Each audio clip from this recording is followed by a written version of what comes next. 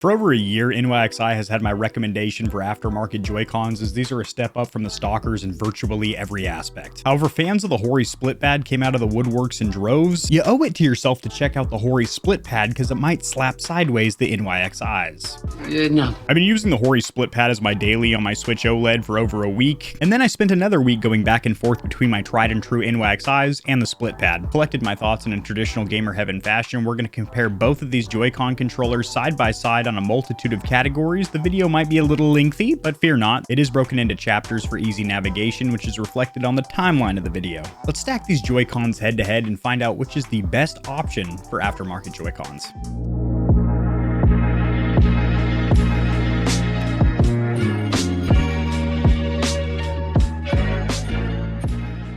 I have no affiliation with these companies whatsoever. There is links to both of these Joy-Cons in the description, which are affiliate links. I get a small commission for referring you. You don't pay an extra dime, having gotten that out of the way. Completely unbiased here on these Joy-Cons, other than the fact that I mentioned I have more time with the NYXIs, but the HORI Split Pad has had plenty of stick time, and I'm confident in my judgment here today. So let's get the million-dollar question right out of the way. Why would you want to get aftermarket Joy-Cons? What's wrong with the stockers that come with your Switch? Switch Lite, well, those aren't detachable. Good luck with that. Or the Switch OLED. I will say the stock Joy-Cons are not terrible, and they're great for portability, being able to slip into a backpack, and since the thumbsticks or analog sticks are super tiny, it's not going to get caught on anything. Having said that, it is not a very ergonomic, comfortable console to hold on to for extended gaming sessions because the Joy-Cons are small, they're not sculpted for how the hand is going to want to wrap around a handheld console. Face buttons are tiny, the analog sticks give you virtually no travel, the dead zones are also super fat. The D-pad is tiny, the bumpers and triggers are minute, keto, everything's small. You getting the trend here? And there's no additional features that you might want like turbo or macro. And having larger aftermarket Joy-Cons really doesn't cut into the portability factor because you can always just remove these and put them in a separate pocket in your backpack, and they're not that much larger than the stock Joy-Cons, but big enough to be comfortable. So to waste your time not, just to get a couple of the nitty-gritty features out of the way that this controller has that these controllers do not. I guess they're plural. Joy-Cons is two separate controllers. They come as a pair though. You don't have to buy them individually. These Joy-Cons are virtually the same price. I say virtually because of course they might fluctuate a little bit on Amazon and whatnot, but the recommended MSRP is going to be floating over each one of the Joy-Cons. As you can see, they're in the same price point or bracket. The NYXIs are Bluetooth and can be used wirelessly as two separate Joy-Cons. The HORI Split Pad cannot. You can't dock your tablet on a table and start using the motion controls, hacking a sword or anything. No, these don't do that. These need to be physically attached or snapped on, physically connected to the tablet. Also, if you primarily play your Switch at home and you play docked most of the time, these aren't going to work for you unless you don't mind taking them off every time, because with the HORI Split Pads, the Switch will not fit into the stock dock. You can get an aftermarket dock that's just a USB-C port, but the actual stock dock that came with your console, get it out of here. It actually will fit without a dock sock. However, I don't recommend using the stock dock as it's known to scratch the Switch screen without padding. This has vibration and motion sensing. This doesn't have either of those. This has some weird fitment issue where there's about a ½ inch of gap. This sits flush and looks more OEM. Now, having gotten those differences out of the way, the similarities are in abundance as well. These both have two remappable rear buttons, and something to note here, a huge limitation of all Joy-Cons is they are two separate controllers. Unlike the Steam Deck or a Premium or Pro controller that allows you to rebind any of the face buttons, D-pad, whatever the hell you want, to any of the rear buttons or paddles, you can only rebind the right rear button to anything on the right Joy-Con, and the left rear button, something over here. So probably a D-pad direction here and a face button over here. That's whack. Also, this has dimmable and customizable RGB LED glow around the thumbstick bases, which actually works as anti-friction rings, so you'll glide along smooth plastic when you're at full lock around the outside of the thumbstick gates. You don't have that here, but it's not a huge issue. As for the packaging and included accessories, I unboxed the NYXI forever and a day ago, so that B-roll is going to be overlaid here if you want to get a little taste of the goods on that. However, as both these Joy-Cons are in the $50 price point, don't expect anything crazy like laser cut foam and a beautiful presentation. These aren't Pro controllers, these are just third-party Joy-Cons. One notable difference here is NYXI just does their own thing. They're a third-party vendor, as where HORI is actually licensed by Nintendo, so they probably ponied up a sweet little VIG to get that stamp and sigil and that red branding all up and down the box. Your Joy-Cons are going to be held in place with this little plastic tray, and you'll have your instruction manual, pamphlet, or brochure. Found that warranty information, which we're going to talk about later. Spoiler, it's 90 days, 3 months. These companies are doing the limbo with their warranty over here in North America. How low can you go? UK's over here sporting 2 years from HORI. 3 months in the States, 2 years in the United Kingdoms. Kingdoms? Kingdom. Is it mini kingdoms or just one? Either way, you're enjoying a hell of a lot better warranty system than we are over here in Merca. This instruction manual isn't bad. I don't like the delivery method, having all of the languages kind of splooged on here like this, but I do like that it goes horizontally as opposed to 8-bit DOS where it's a little vertical strip. You do have some pictures or diagrams which break out how to remap the rear buttons, activate the turbo function, and all the other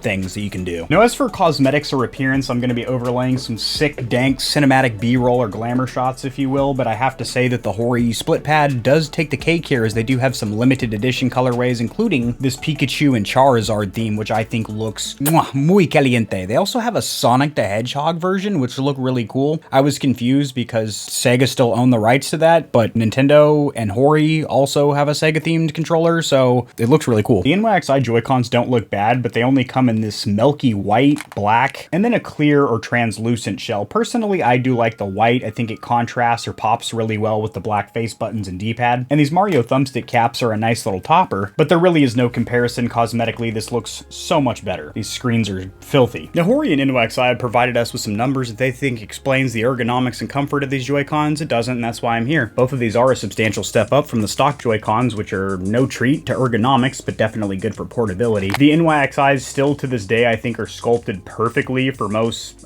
there's no such thing, but we'll say average size hands. 5'11", this is what I'm working with here. These feel phenomenal. The split pad over here is just straight up awkward. It is better than the stock Joy-Cons, but not by much. You have this very sharp little point here. It doesn't stick out far enough here. It's too narrow here. It's not rounded enough around the sides. I don't like the stippling or texture on the back, as it doesn't provide much grip and also isn't very comfortable to the hands. So step up from the stock Joy-Con, but in comparison to the NYXI, you can even tell from the B-roll that I'm overlaying right now, the NYXI is simply sculpted in a way where hands naturally want to grasp, and hold these bad boys. You get it. NYXI beats the hell out of the HORI Split Pad here. And in case you're wondering why I have two Switches the same way I have two Steam Decks, like, dude, are you just running out of stuff to spend your hard-earned money on or something? Absolutely not. One of these is my girlfriend's. The OLED is mine. Limited edition Animal Crossings belongs to my girlfriend. Same thing with the Steam Deck. The 512 gigabyte model is mine, and the 256 is my girlfriend's. But I tamper, customize, and diddle both of them on the channel. She just gives me free reign to do whatever the hell I want with these things. So this is hers over here. Something to note, these Joy-Cons will work with the Switch OLED as well as the Switch Standard. If you do have the Lite, the Joy-Cons are permanently affixed. So, and that therein lies the main reason I never recommend buying the Switch Lite. Joy-Cons are notorious for stick drift, and if you can't remove them and replace them, Houston, we have a problem. As for perceived build quality, neither of these is really confidence-inducing. I will say there is visibly larger panel gaps where the front and rear shell meet. On the HORI Split Pad, notice there is a USB-C port on the bottom of the NYXIs, as they are wireless and rechargeable. These have to be snapped into your Switch and provided power from the console. I'm gonna give it a draw, but they just don't feel fantastic. The NYXIs feel a little bit more hefty, as they are wireless, have motion sensing, and vibration. 3 heavy features that the HORI Split Pad does not have, but overall build quality is just a wipe for both of them. As for the D-pad or direction buttons, I'm gonna go ahead and give it to the HORI Split Pad, as there is noticeably more resistance and also more of a tight actuation. I will say roll-offs and direction changes are a little bit easier, diagonal inputs included on the NYXI, because there is a little pivot ball in the center. As with the HORI, I believe does not use that design, or if it does, it's certainly, there is no way it has a plastic dome under there. It just doesn't have the pivot point. You have 4 very distinct steps or gates, which I did notice makes diagonal inputs a little bit of a super pain in the ass. But I overall like the feel of the HORI D-pad more, and that's going to take the cake here. As for the face or action buttons, they are virtually identical in feel, not only how far you need to press them to actuate them, but the bounce back, response, everything feels almost identical. I will say the NYXI buttons are audibly a little bit louder and feel a little bit hollow and tinny, as where they sound and feel quite a bit more secure on the HORI. But playing with both, I never had any complaints with the face or action buttons. No false actuations. They worked when I pressed them. No issues there. It's going to be a draw. I realized I didn't have my hat on. You didn't tell me, because this isn't a live stream. Now, as for the accessory button suite, so that's going to be the minus and plus button, the home button, the screen capture button, and then these additional buttons such as assign and turbo. It's going to go to the HORI Split Pad because the buttons are in the front and very easy to hit. As we're on the NYXI, you actually need to flip the console around backside, and these buttons are almost flush with the rear shell, kind of a bitch to hit. You have to get a fingernail in there. And the press on all of these accessory buttons is nothing to write home about. As we're on the HORI,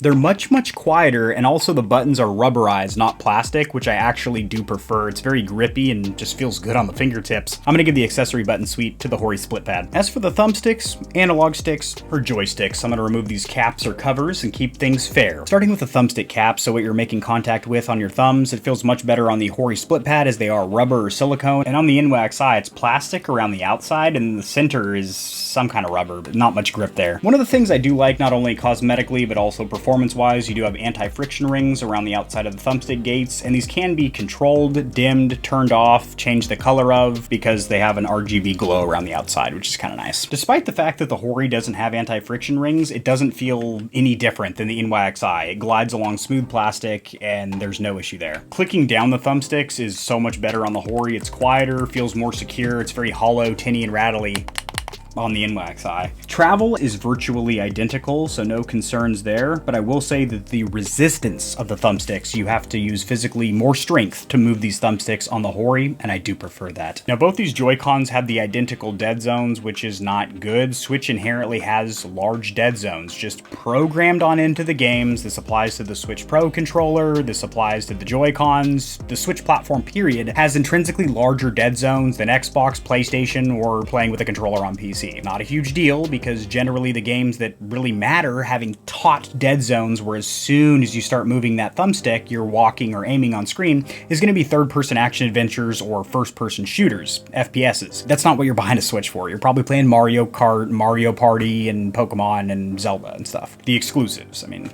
It's Nintendo, for God's sake. Having said that Switches have fat dead zones. These both have that. You will notice that you have to start moving your thumbstick and nothing is happening, and then finally you hit the breaking point, the straw that breaks the camel's back, where it starts walking Link on screen. The overall package of the thumbsticks is going to go to the HORI Split Pad. I think the caps are a lot more grippy, clicking them down feels better, and most importantly, the resistance is just there. As for the bumpers, the overall feel is almost identical. I will say that there is more surface area on the NYXI as it spreads out a little bit wider up here, and I do like that, but the feel, the sound, they're almost identical. Because of that larger surface area, which I think will make it easier to hit for larger fingers, I'll give it to the NYXI. As for triggers, that is going to go to the HORI Split Pad. As there is a very precise amount of pressure that you need to apply before it actuates, there is virtually no dead-end slop or take-up. These triggers just on, off. They're just, fuck me, these are great. That's why you come to these GamerHeaven reviews, is for those articulate explanations, you know, they feel good as fuck. That's what you're looking for. I have no complaints with the triggers on the NYXI. They have been my daily driver Joy-Cons for about 16 months, but they just don't have that same punchy feeling as the HORI Split Pad. I always feel so weird doing a rear button or back paddle section for a Nintendo console, Switch included, because generally that's not what their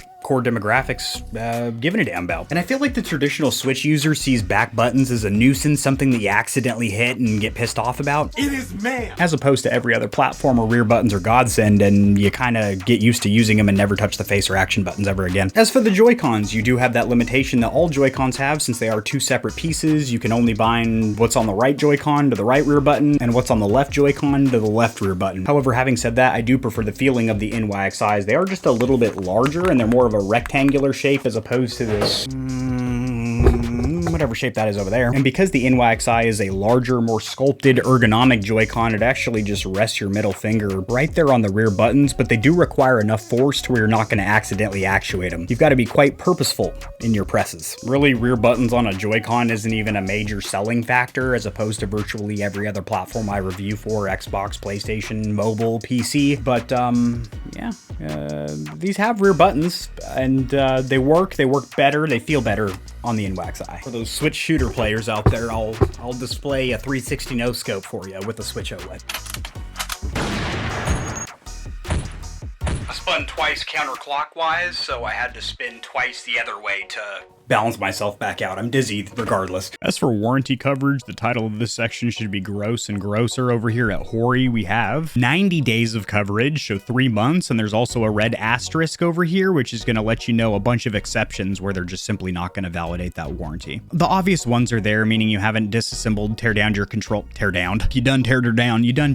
done dang disassembled your controller and customized the guts of it, but any kind of external cosmetic damage that looks like you've tampered with the controller is going to be a no-go. NYXI isn't really doing a whole hell of a lot better, but I guess they are double over here. 6 months. Not satisfied with either, but 6 months is numerically longer than 3 months of coverage. So after going back and forth, component by component, part by part, which is the victor? What's the best aftermarket Joy-Cons you can purchase for the Switch? Now, I do understand there are others out there besides these two. These are two of the most popular, and I have also tested 5 or 6 other variants or versions, and these are the 2 finalists that were important enough for me to bring to your doorstep.